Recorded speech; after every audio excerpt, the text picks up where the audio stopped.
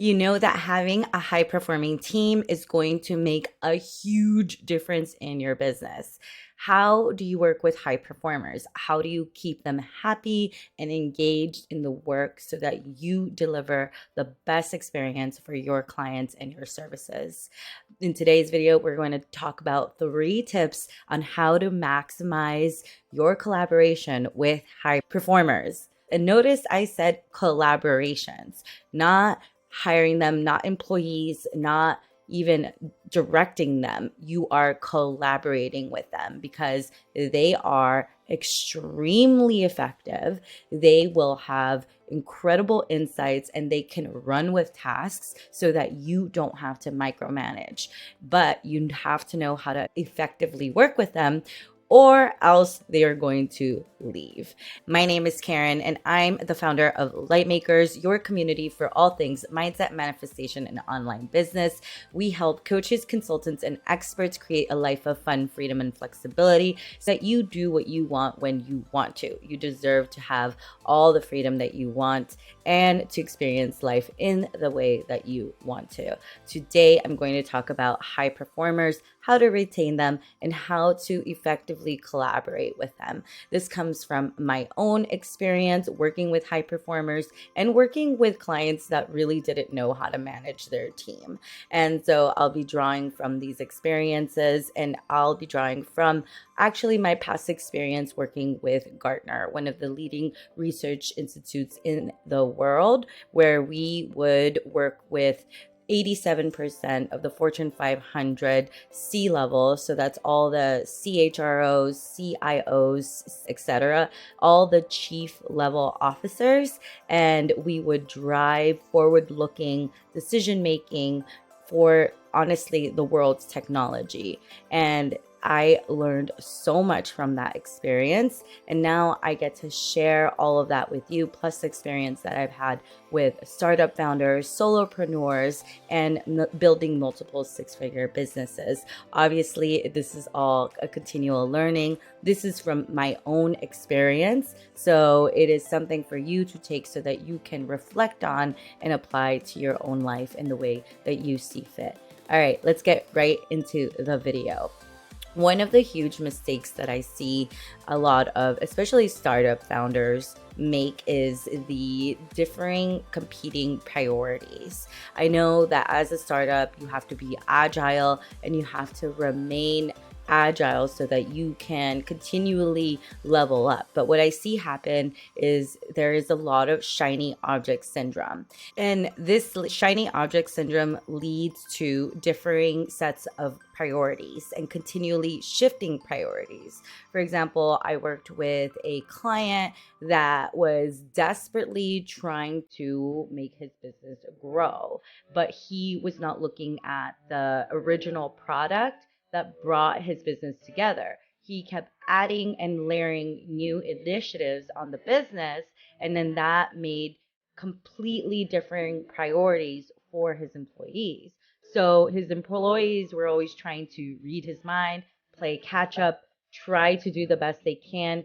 And then what ended up happening was that everybody was just frustrated because nobody knew what was going on. So instead of looking at the processes that got him to where he wanted to be in the first place and refining that and then layering on very thoughtfully the next initiative, he just kept layering on and layering on. And then nobody had any clear expectations. Nobody had clear definition of roles. And then he would get extremely frustrated and have an outburst and leave really aggressive voice messages on his employees' phones. And that led to a lot of frustration. That's actually why I stopped working with this person, because although I love the vision, the mission, and everything else, that was just unacceptable. And you will find high performers will feel the same way. They need a clear set of expectations. And if it is going to change, it needs to be thoughtfully communicated or even just communicated at all. And then that way they could then reprioritize and make sure that they're in alignment with what needs to get done.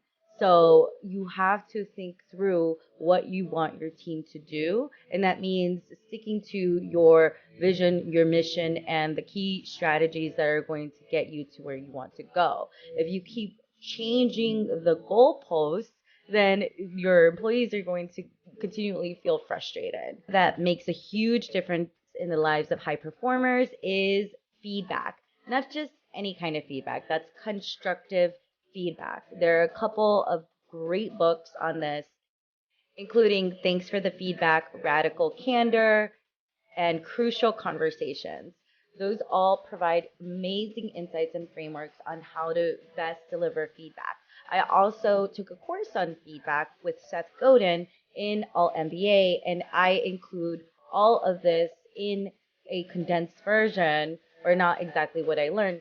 And I combine all of the information that I've gotten in the past on feedback in the consistent client course, where I will provide a bonus module. I'll also create a separate course on this if it is something that you're interested in. Let me know in the comments below if that's something you'd like to see. So feedback is critical, and knowing how to give and receive that feedback is even more critical.